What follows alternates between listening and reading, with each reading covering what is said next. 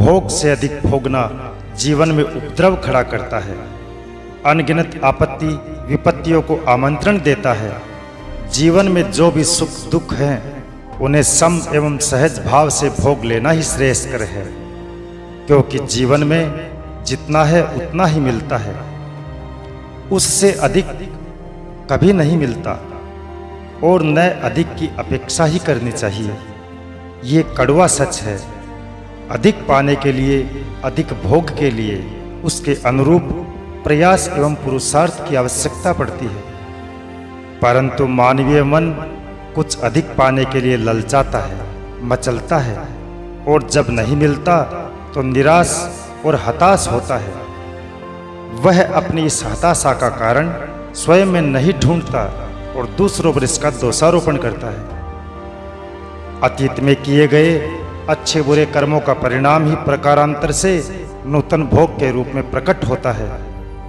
अच्छे कर्म से पुण्य बनता है और बुरा कर्म पाप का रूप लेता है। पुण्य का भोग सुखद अनुभूति को लेकर आता है, अनेक मनोनुकूल परिस्थितियों को विनिर्मित करता है, सहयोग एवं सहकार जुटाता है, जबकि पाप का भोग अनेक कष्ट कठिनाइयों को साथ लेकर आता है। इन परिस्थितियों में बुरे लोग मिलते हैं और उनके बुरे व्यवहार से जूझना पड़ता है। जीवन छल छद्म धोखा विश्वासघात प्रपंच जैसी विपन्नताओं से घिर जाता है। कुछ समझ में नहीं आता, एकाएक ही सब कुछ उलट पलट कैसे हो गया। यह सब बुरे कर्मों का ही परिणाम है जो हम अतीत में किए हुए होते हैं। बुरे का परिणाम बुरा एवं अच्छे का परिणाम अच्छा ही होता है, यही नियति का विधान है। ये ज्ञात तथ्य है कि बुरे कर्म से अच्छा भोग कभी नहीं हो सकता। बबूल का बीज डालकर हम आम की उम्मीद नहीं कर सकते, उसके कांटों से तो रूबरू होना ही पड़ेगा। यह भी एक तथ्य है कि जो जीवन में नहीं होता वह मिलता ही नहीं, और यदि संयोगवश किन्हीं कारणों से भाग्य में हुए बिना किसी चीज का भोग मिल भी जाता है तो वह भोग कुछ क्षण के लिए ही होता है। स्थायी भोग प्राप्त करने के लिए उसके अनुरूप कर्म करना पड़ेगा, और इस कर्म से बना प्रारब्ध ही प्राकारांतर से भोग प्रदान करेगा।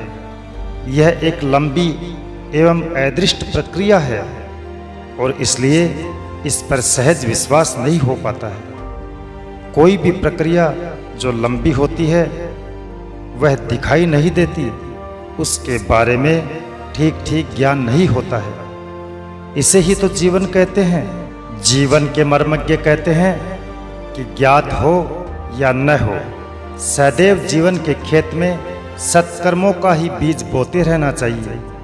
सत्कर्मों का बीज पुण्य की फसल के रूप में अवश्य ही आएगा। जीवन में कभी कभी ऐसा भी अवसर आता है जिसमें कुछ सुखद संयोग अपने आप घटित हो जाता है।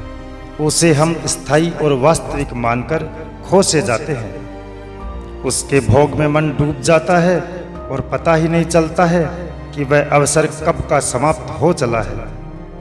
कहते हैं सुख का पल आसानी से बीत जाता है और दुख का क्षण ठहर सा जाता है, कटता ही नहीं। इसे आम जीवन का सच माना जाता है और ऐसा भी होता है। सुख सुखद एहसास देता है, सुखद एहसास में समय फिसलता चला जाता है और गुजर जाने का एहसास कभी नहीं होता। दुख का पल कष्ट कठिनाइयों से भरा रहता है। इससे मन में चुभन पैदा होती है मित्रों। चुभन से अपार कष्ट होता है। हम सब इन्हीं कष्टों से तो घबराते हैं और सोचते हैं कि जितना जल्दी संभव हो यह व्यतीत हो जाए। इस प्रकार हम सुख के पल में ठहर जाना चाहते हैं और दुख से भाग जाना चाहते हैं, परंतु दोनों ही दशाओं में समय अपनी ही गति से चलता है और चलता चला जाता है। न तो वह सुख में ठहरता है और न दुख में शीघ्रता करता है। कठिनाई तो तब खड़ी होती है जब हम भोग से अधिक भोगते हैं, पाचन संस्थान कमजोर है या रुग्णावस्था में, और हम स्वादिष्ट एवं गरिष्ठ भोजन यदा कदा नहीं बल्कि सेवन करते ही चले जाते हैं, तो आते कुछ दिनों बाद उपद्रव खड़ा करेगी ही। पाचन संस्थान के अनुरूप भोजन करना समझदारी है। ये भोग के अनुरूप भोगना है, परंतु केवल स्वाद के लिए अनियंत्रित सेवन विभिन्न प्रकार के रोग पैदा करता है। यह है घोर नासमझी है, और अगर नासमझी की है तो उसे भोगना भी पड़ेगा। समझदारी तो इसी में है कि जो हमारे जीवन में नहीं है उसकी कल्पना नहीं करनी चाहिए। यह बात आपको डिमोटिवेट करने के लिए नहीं कही गई है। ये केवल भाग्य का खेल और अपने कर्मों के किए गए परिणाम को बताने के लिए कहा गया है। संयोगवश जो मिल भी जाए उसके प्रति आसक्त भी नहीं होना चाहिए। हमें अपने भाग्य से अधिक एवं परे की चीज़ों पर लालच नहीं करना चाहिए, क्योंकि इससे केवल और केवल नुकसान होता है। भाग्य क्या है? अपने किए गए कर्मों का परिणाम ही भाग्य है। जो हम कर्म करते हैं वो संचित होते चले जाते हैं, और वही आगे जाकर हमारा प्रारब्ध बनते हैं। इसी को भाग्य कहते हैं। जीवन बड़ा रहस्यमय है, फिर कैसे जाने कि क्या हमारे भाग्य में है और क्या नहीं है? इसका जवाब भी सामान्य ही है। प्रबल भोग अनिच्छा के बावजूद अपने आप चला आता है। ये तूफान एवं चक्रवात की तरह हमें आंदोलित एवं उद्वेलित कर देता है। हजार बार न चाहने एवं न करने के बावजूद घटित हो जाता है। बस ये होता है, और उसका हमारे पास कोई तर्क भी नहीं होता सिवाय उसे झेलने और भोगने के। और जो हमारे भाग्य में नहीं होता, अथक प्रयत्न के बावजूद वह छिटक जाता है, फिसल जाता है, जैसे अंधेरी रात में पल भर के लिए बिजली कौंधी हो। हम हर प्रयास करते हैं, सभी प्रकार के प्रयत्न करते हैं, परंतु जो हमारा नहीं है वह रुकता और ठहरता नहीं है। इसी से पता चलता है कि कौन सा अनिवार्य भोग है और कौन सा नहीं। समझदारी इसी में है कि जो भाग्य का भोग है उसे सहज भाव से भोग लिया जाए, और जो नहीं है उसकी इच्छा और अपेक्षा न की जाए।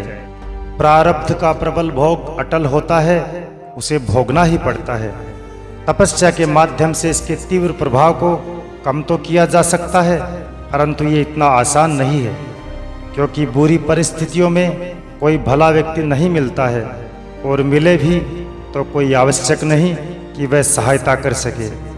ऐसे में अपने कर्मों के भार को खुद को ढोने एवं भोगने के अलावा कोई विकल्प शेष नहीं बचता। अतः अपने भोग को भोगते हुए स्वयं को सतत सत्कर्म में लगा रखने से आत्मबल में वृद्धि होती है। ईश्वर चिंतन और तपस्या से विवेक पैदा होता है। विवेक के होने पर जीवन की कष्ट कठिनाइयों के पीछे का जो वास्तविक कारण है उसका पता चलता है, जिससे हम औरों को दोषारोपण करने से बच जाते हैं। हम अपनी कठिनाइयों के लिए दूसरों को दोषी ठहराते हैं, परंतु विवेक ऐसा करने से रोकता है।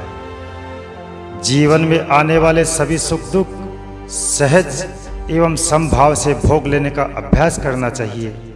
इसी अभ्यास में सहनशीलता एवं धैर्य का विकास होता है, जिससे हम जीवन की चुनौतियों को झेलने में सक्षम होकर अपनी उन्नति कर सकते हैं।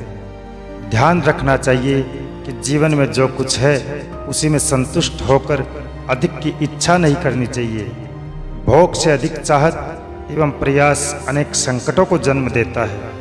अतः जीवन के इस सूत्र का अवश्य पालन करना चाहिए। सतत सत्कर्म, ईश्वर चिंतन एवं तपस्या से नूतन एवं श्रेष्ठ भोग का निर्माण होता है। सदैव इसी प्रयास में लगे रहना चाहिए। धन्यवाद मित्रों।